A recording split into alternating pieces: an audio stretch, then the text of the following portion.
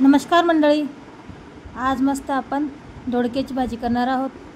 त्यासाठी मी काही 2-3 दोडके घेतलेले आहे आणि त्यांना अशी वांग्यासारखी काप करून घेणार आहे। स्वच्छ धुवून घेतलेले आधीच। आणि तेव्हा आता आपण रेसिपीला सुरुवात करायच्या आधी एक सांगायचे आहे का व्हिडिओ पूर्ण पाहत जा आणि लाईक कमेंट शेअर नक्की करा। धन्यवाद।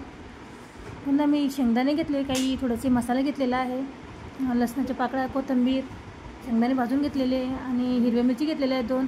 व्यवस्थित सगळं सारण आपण मिक्सरमधून काढून घेतला।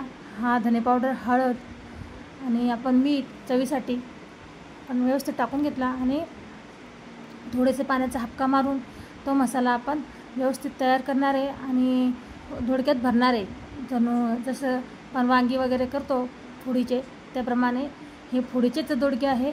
त्यासाठी सारण व्यवस्थित मिक्स करून घेतले आणि सर्व आता व्यवस्थित केलेले सारण दोडक्यात भरणार आहोत। बघू शकता आपण व्यवस्थित भरले का आपण इकडे कढई ठेवलेली आहे तापण्यास।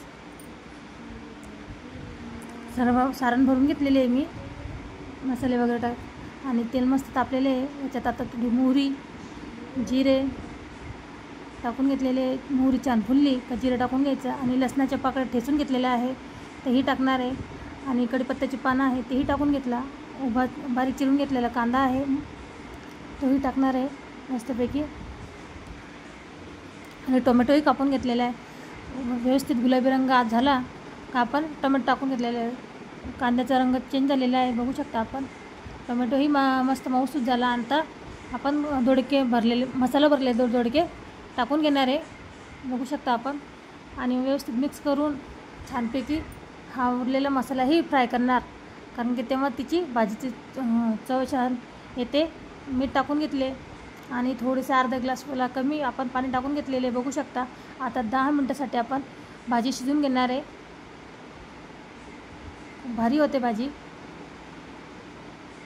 बघू शकता आपण, एकदम भारीच होते आणि साधी सोपी रेसिपी आहे, कमी साहित्यात आहे आणि तेलही मस्त सुटलेले आहे, बघू शकता आपण।